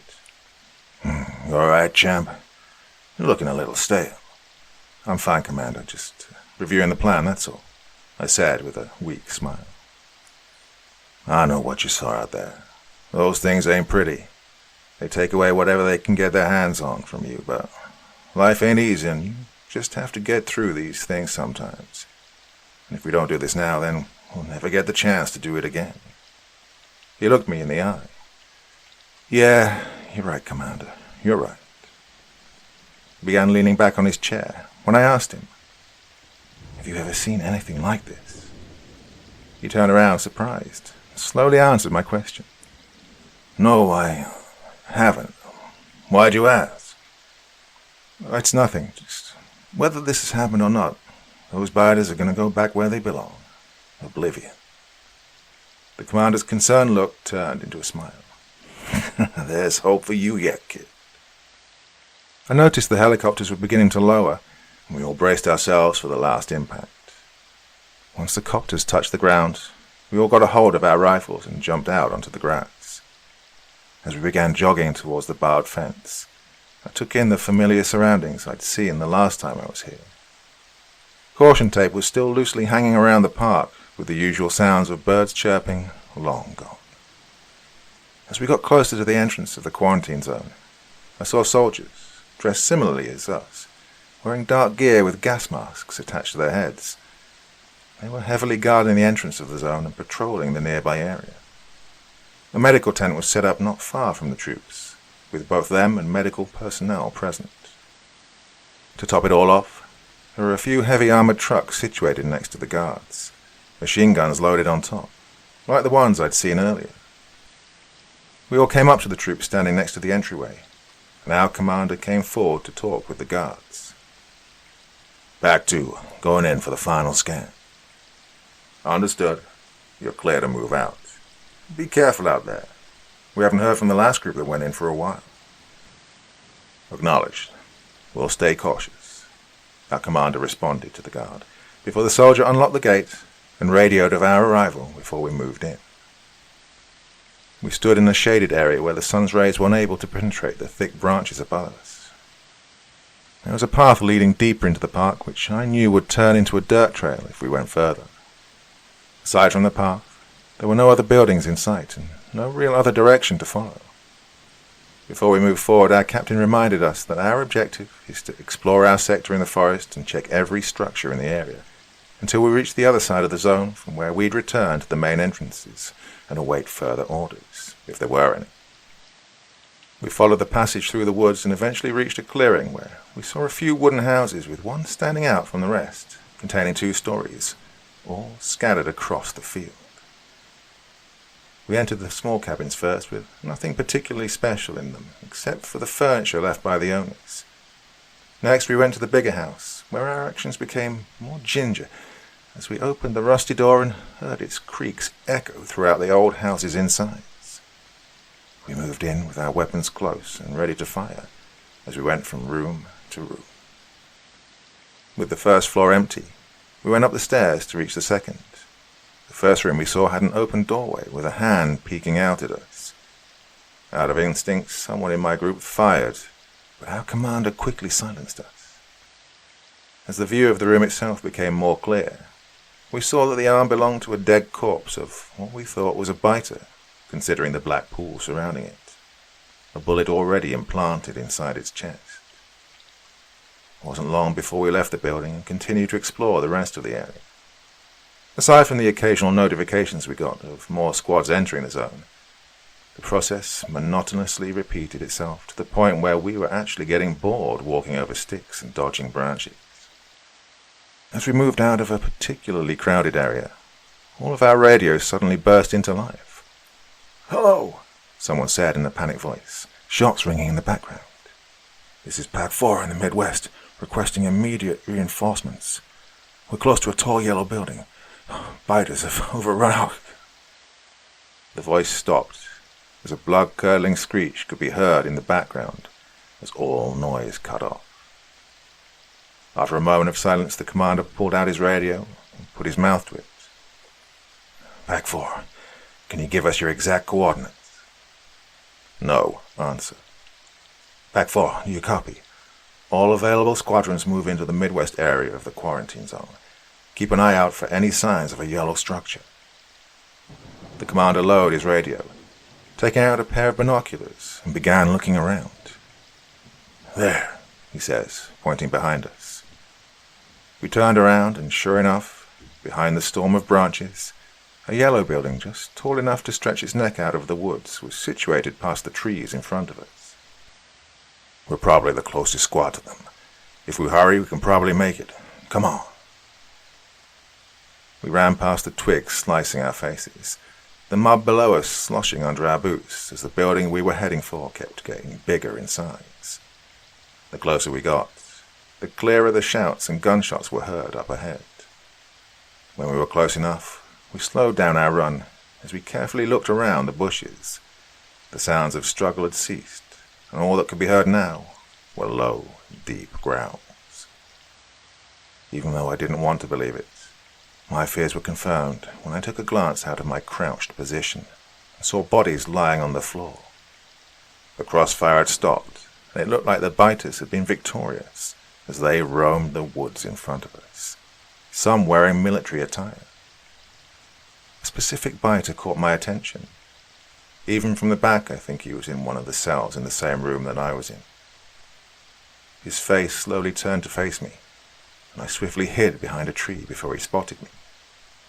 I looked to the commander, who was motioning us to prepare to kill all remaining biters. He began a countdown from 3 to 2 to 1. We all aimed our rifles at the closest target and fired. Momentarily stunned at the sudden attack, the biters immediately reacted and charged us. We continued to shoot off our rounds, making sure to always have someone covering us when we were reloading. Our surprise attack couldn't last forever, and vast numbers of biters caught up to us. They all came down at us at once, and despite our best efforts to only shoot at the biters, our shots got caught up, both the biters and our own squad members, with only a few managing to push the biters off them and land a bullet into the heart. Suddenly a figure jumped up behind the horde of biters and proceeded to gun down a large portion of the things storming towards us. Well, his distraction allowed us to take out the remaining biters in view. However, a lone biter managed to break through his defense, tackling him to the floor. Just as the biter tore the M4 out of his hands and sharply pulled back its head, I put a fatal round into its back, causing its body to fall to the ground and go still. The figure pushed the biter off him, panting with dirt covering every inch of him. When he saw me, his face relaxed, and he let out a laugh. I gave him a hand, which he grasped, and I helped him up. "So now we're even," I say. "Well, I guess we are," Carter replied. Someone shot at the sky to see if the noise would attract any hidden biters. We heard more moans coming from inside the forest. "Well, as much as a touching reunion would be nice, we need to finish the task at hand. Do you know if any of your squad members are still alive?" "Well, I don't think so. Most of them got bitten. I saw a couple run further into the woods, but I don't think any of them made it far." We checked if Carter had any bites or scratch marks. He seemed to be in the clear. The commander decided to take him in, and we informed him of our mission. Things ran smoothly from there, and we briskly got past the few remaining standing biters, all up until we reached the end of the zone, where we were preparing to head back. "Hey, I think we missed a building," said Carter as we all looked at what he was pointing at. The silver laboratory lay hidden within the trees, with no sign of anybody already having checked it. The remainder of our group strode to the front doors of the lab. It wasn't locked, and we didn't know if a few kicks would do it, so for safe measure, one person from our group got a sledgehammer, and we eventually battered down the door. The feeling when we stepped inside was foreboding. The weak light of the exit sign barely illuminated the ominous reception area in front of us. We turned the flashlights on our rifles on to get a better view of our surroundings. As we got closer to the front desk, we saw what looked to be a nurse sprawled over the floor. It was clear dry blood was flowing down from her skull onto her white dress. There were 2 dim hallways on either side, and we split up, separating me from Carter. The doors were all closed, but not locked like the front ones. We directed the muzzle of our guns at the handle of a nearby door and carefully pulled it open. As soon as it was ajar, a biter in military gear crashed through, throwing himself on the wall. He grabbed the first person within arm's reach, and we instantaneously reacted and fired at the level of the biter's chest until he went limp. I reloaded as the commander and the others went to scan the room. I followed suit, and we went inside the room, finding a scientist laying on the floor with a Glock lying near his chest. We quickly examined the other rooms before moving on to the stairs. Our commotion had brought about more biters from the upper floor, as we took out a couple of them tripping over the stairs and rolling down, breaking just about every remaining bone that was intact in their body.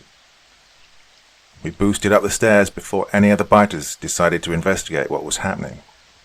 When we reached the next floor, there were a few infected scientists wandering the lab's main testing rooms. When they saw us, they began shuffling slowly towards us. The area was persistently getting hit by my rifle. Flashes emanated from my M4, and the biters fell one by one. Me and another person from my squad entered through a door leading to another office. My bright flashlight shone into the dark room, dust flying all around. There didn't seem to be any bodies or biters on the floor, so far anyway, but we both decided to look around the room. I came up to the edge of the room and saw a desk with a piece of paper lying on it. When I took a closer look, I saw that it wasn't a document, but a letter with crooked sentences hastily scribbled on it. Well, I was going to ignore it when I saw 3 words that immediately caught my attention. Flesh-biting virus. I promptly looked back when I saw something light up, accompanied by 2 gunshots coming from the other room. I saw something fall down with a loud thud. I looked back at the letter, and after speedily looking it over, noticed that it was also explaining the origin and usage of the virus. Damn, I thought Lestings told us they didn't know where the origin of the virus was. The commander started gathering everyone back, and my other squad member in the room waved me over. I pushed away my doubt and pocketed the letter as I got up. Our commander gave us brief checks before speaking. "Come on," he announced. "We're getting out of here."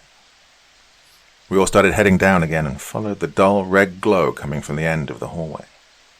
When we reached the door, we flung it open and took in a breath of fresh air. Well, that breath was interrupted when we all heard someone making its way through some tall bushes. He finally emerged from a series of birch trees, and I could feel the dread building up in my stomach. Its head was turned to an unnatural degree, with a dark red wound around his throat. One of his arms had been snapped off and was uselessly hanging at his side. Parts of his lips were gone, and I thought one of his eyes was beginning to roll back into his head as well. Then he turned to look at our group, and he gazed at me. I couldn't help feeling cold as the metal in my hands got heavier by the moment. Without a second thought, it screeched and dashed towards us. My finger was on the trigger, but I couldn't make it move. As the thing lurched at me, I heard gunfire and saw red holes appear in his uniform. his body stopped mid-move and was pushed backwards by the impact of the bullets. The anger faded from him as he fell, and he looked at me with a sad, but, in a way, thankful look in his eyes, as Gerald fell into the mud. When we finally reached the main entrance again, the sky was beginning to turn orange, with the sun not far from the horizon. Tyler's group was already there when we got to the exit. We exchanged a few words as we were getting checked for any signs of infection. We then got on our separate copters and flew back to the base. From what the commander had told me, we were going to be released tomorrow, and, for the time being, we would get our own private quarters as a means of thanking us. We were even allowed to go anywhere from the first to second floor if we were feeling hungry or thirsty, but, well, the third floor was strictly off bounds. When we arrived, we took off our gear and were taken to our designated rooms and told to contact any of the guards if need be. Once we were left alone, I chatted with Tyler and Carter, as well as some other members in my group, before I got some food and water and went back to my quarters. I placed everything on my desk and relaxed in the chair, thinking about what I would do when I was released.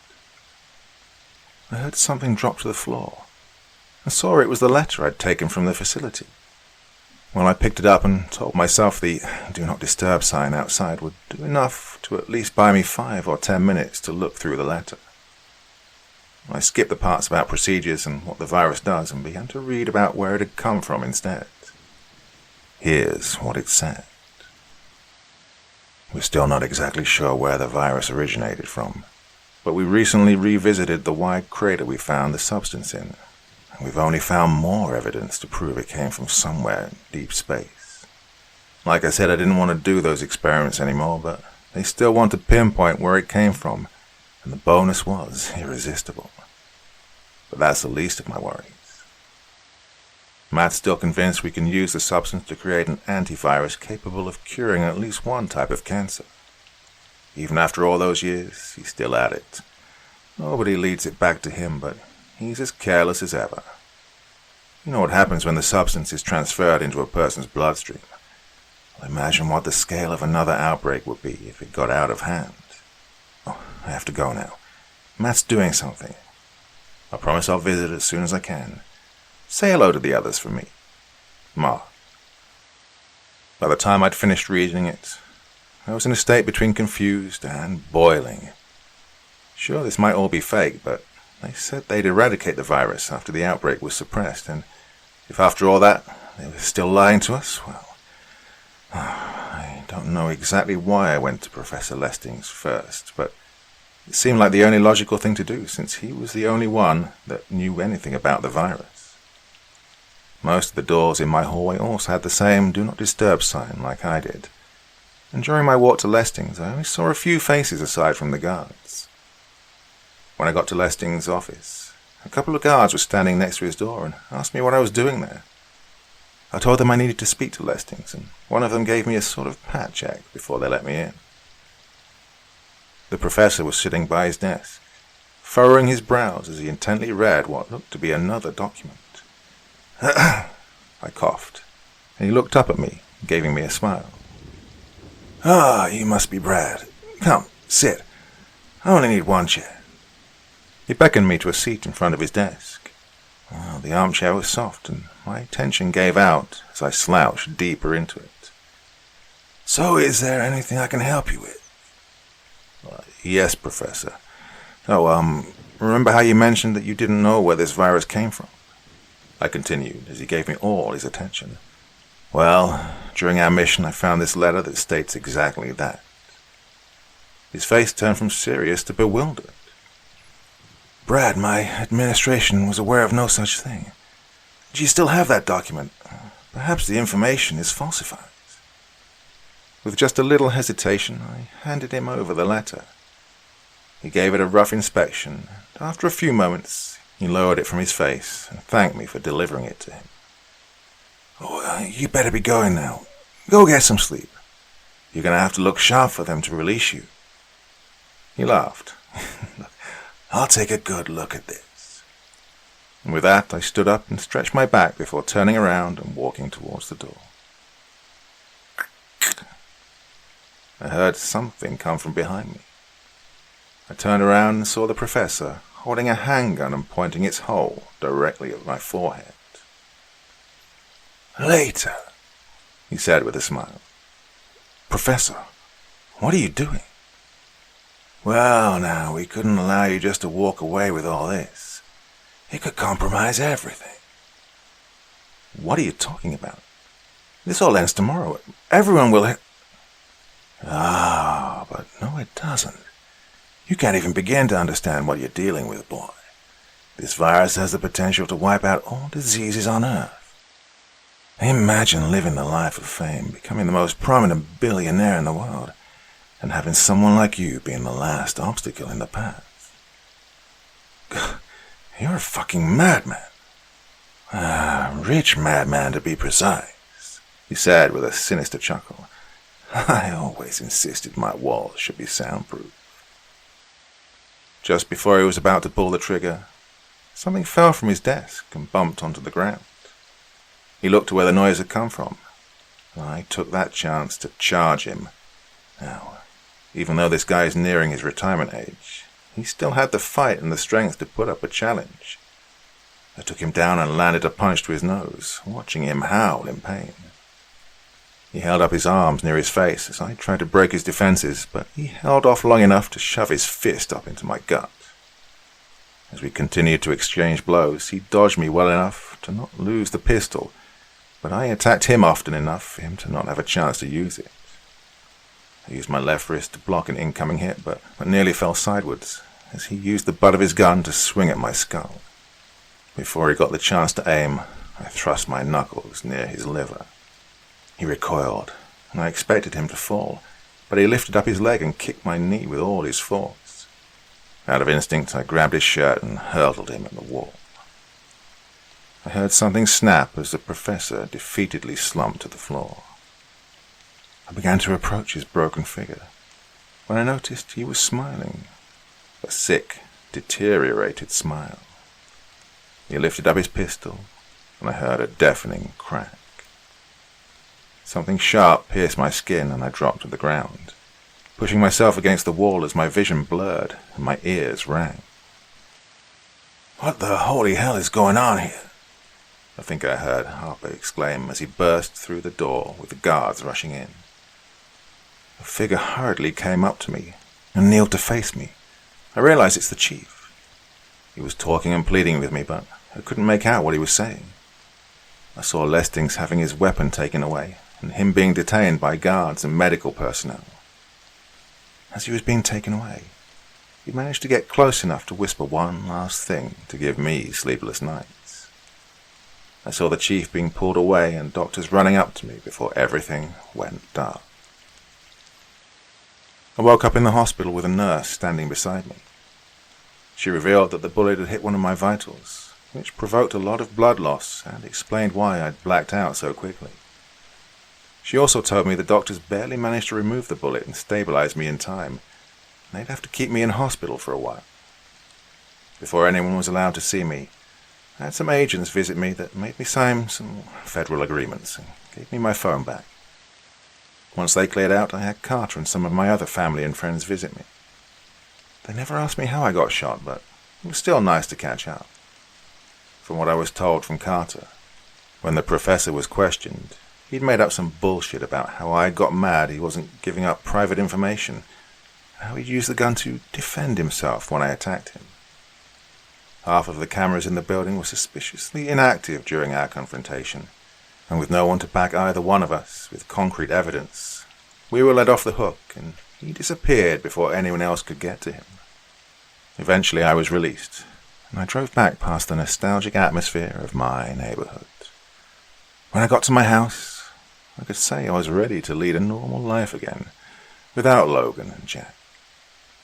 But there was still something that made me look over my shoulder every once in a while. Something that occasionally gives me nightmares when I wake up in a cold sweat. That virus is still out there. If another outbreak happens, we might not be as lucky. We might not be able to stop it, and that will be our last mistake. Now, I know I shouldn't be telling this to everyone, but after staying silent for so long, everyone needs to know what they're up against. All I hope is that that virus is locked away deep inside a hidden place and that it never comes back to the face of the earth.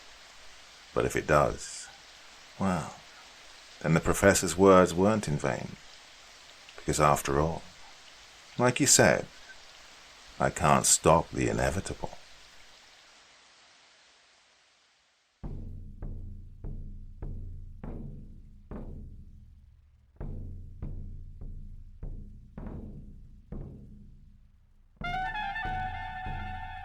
And so once again, we reach the end of tonight's podcast. My thanks as always to the authors of those wonderful stories, and to you for taking the time to listen. Now, I'd ask one small favor of you. Wherever you get your podcast from, please write a few nice words and leave a 5-star review, as it really helps the podcast. That's it for this week, but I'll be back again same time, same place, and I do so hope you'll join me once more. Until next time, sweet dreams and bye-bye.